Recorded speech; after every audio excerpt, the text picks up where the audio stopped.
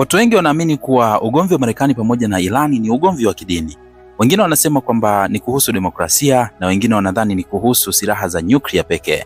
Lakini je, kama nitakwambia kwamba kuna siri kubwa zaidi iliyofichwa kwenye karatasi ya kijani unayoijua kama dola ya Marekani? Sasa leo tunaingia ndani ya mfumo wa petrodola, mfumo ambao unaifanya Marekani kuwa nchi yenye nguvu zaidi duniani na Irani ndiyo nchi inayotishia kuuvunja mfumo huo. Karibu kwenye uchambuzi wa kina, kwa nini vita hii sio ya risasi peke yake bali ni vita ya nani anayetawala pochi ya dunia. Mimi naitwa Gabby Official, lakini kabla sijaanza naomba nikukumbushe, tumia sekunde moja kubonyeza neno subscribe hapo chini ya hii video ili usiweze kukosa makala nyingine nzuri kama hizi. Sasa ili kuelewa kwa nini Irani ni adui, lazima turudi nyuma hadi mwaka 1974. Wakati huo uchumi wa Marekani ulikuwa mashakani sana. Walifanya makubaliano ya kihistoria na Saudi Arabia. Marekani itatoa ulinzi wa kijeshi kwa nchi za Kiarabu na kwa malipo, mafuta yote duniani lazima yauzwe kwa dola ya Marekani pekee. Hapo ndipo petrodola ilipozaliwa. Hii ina maana ya kwamba nchi yoyote duniani, yani iwe China, Ujerumani au Tanzania, ikitaka kununua mafuta lazima kwanza inunue dola za Marekani. Hii inafanya dola kuwa ni bidhaa inayohitajika na kila mtu, yani kila sekunde.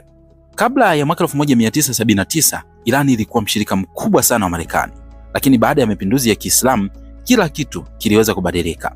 Irani haikutaka tu uhuru wa kisiasa bali walitaka uhuru wa kiuchumi. Waligundua kuwa ukiendelea kutumia dola ya Kimarekani unakuwa mtumwa wa mfumo wa benki ya Marekani. Dhambi kubwa ya Irani sio kutengeneza silaha peke yake, ni kuanza kuuza mafuta yake kwa sarafu nyingine. Yani kuacha kutumia dola na kuanza kutumia sarafu nyingine kama vile yuan. Huu ni uhujumu uchumi mkubwa sana kwa nchi ya Marekani. Unaweza kujiuliza labda ni kwa nini? Ni kwa sababu ikiwa Irani itafanikiwa kuwashawishi watu wengine waache kutumia dola, maana yake thamani ya pesa ya Marekani ambayo ni dola itaweza kuporomoka na Marekani itapoteza uwezo wake wa kutawala dunia kupitia vikwazo. Hapa ndipo ambapo mambo yanapokuja kwa magumu zaidi. Marekani inadhibiti mfumo unaoitwa SWIFT. Huu ni kama vile tunaweza tukaita WhatsApp ya benki zote duniani. Ukiondolewa kwenye mfumo huu, maana yake huwezi kutuma wala kupokea pesa yoyote kimataifa. Na kwenye huu mfumo Irani imetengwa kwa miaka mingi sana. Lakini Irani imefanya kitu ambacho Marekani haikutegemea hata kidogo.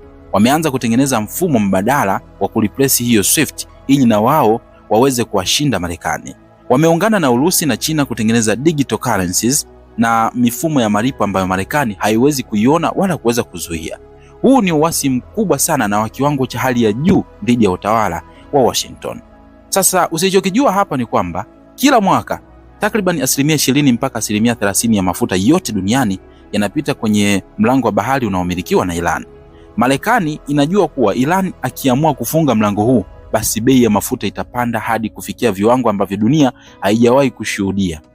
Hivyo basi, uwepo wa jeshi la Marekani Mashariki ya Kati sio kwa bahati mbaya, ni ulinzi wa kuhakikisha kwamba dola inalindwa.